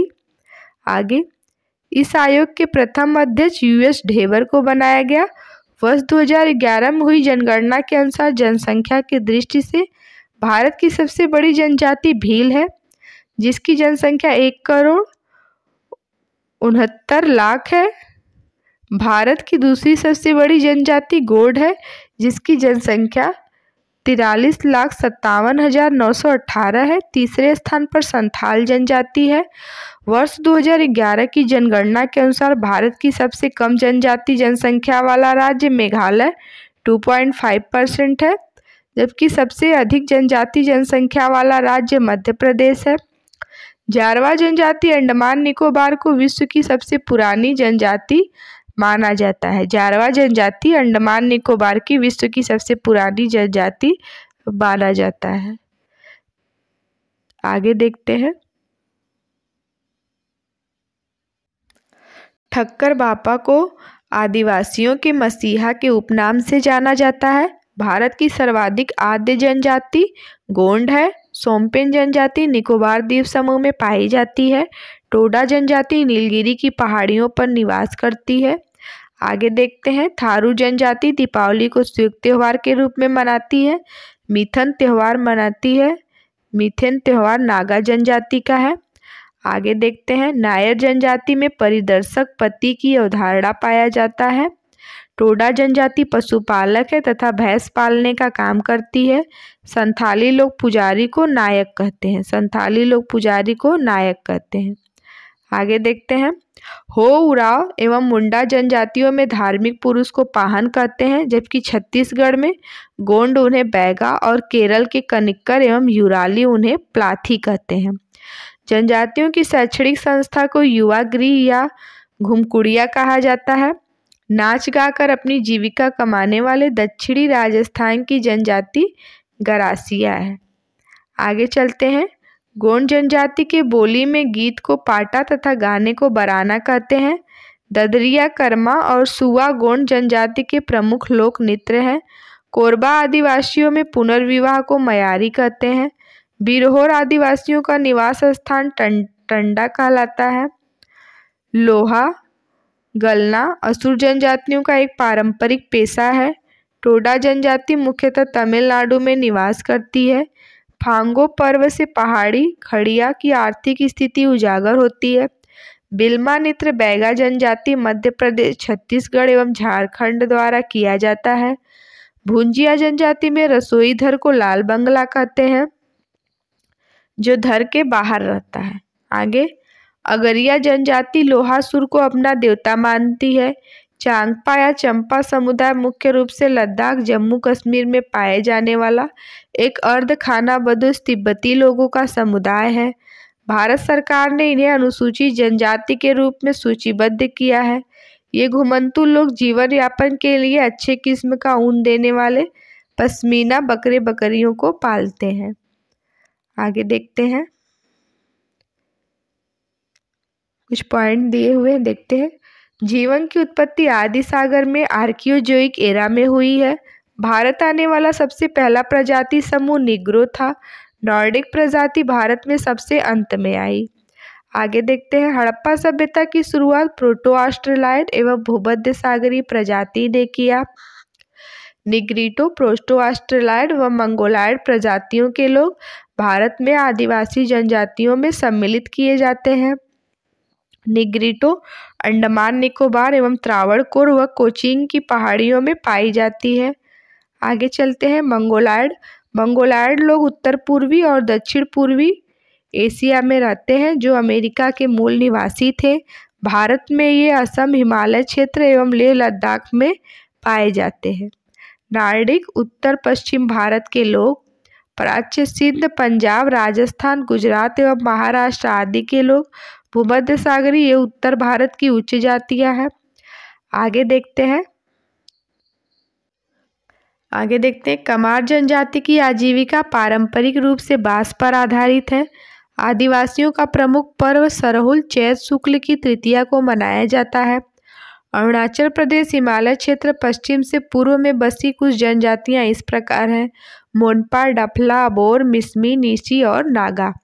नागालैंड की कोन्याक आदिवासी दुनिया की हेड हंटर के नाम से जाने जाते हैं। बताया जाता है कि वे अपने दुश्मन का सिर धड़ से अलग करने के लिए यादगार घटना मानते हैं। चेहरे पर टैटू बनाकर उनका जश्न मनाते हैं। हालांकि आज हेड हंटिंग लगभग खत्म हो चुकी है।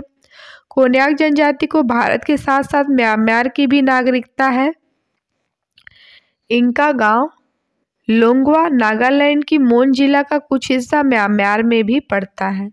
आगे एक नोट दिया है, देखते हैं। भारतीय संविधान में 2022 के संशोधन के माध्यम से नरीकोलवम तमिलनाडु, हट्टी समुदाय हिमाचल प्रदेश एवं कोडू कुरुम्बा समुदाय कर्नाटक सहित देश के 5 राज्यों जनजातीय जातियों भारत सरकार ने अनुसूचित जनजाति की श्रेणी में शामिल करने की मंजूरी दी। इसी के साथ देश में अनुसूचित जनजातियों की संख्या 705 से बढ़कर 720 हो गई। तो दोस्तों, हमने आपको भारत का भूगोल कंप्लीट करा दिया है 4 पार्ट में। आप जाके प्लेलिस्ट में चारों पार्ट देख लीजिए। अब हम आगे आपको वर्ल्ड जियोग्राफी कराएंगे। आपको सेशन अच्छा लगा तो प्लीज़ चैनल को सब्सक्राइब कीजिए और बेल आइकन को प्रेस कीजिए।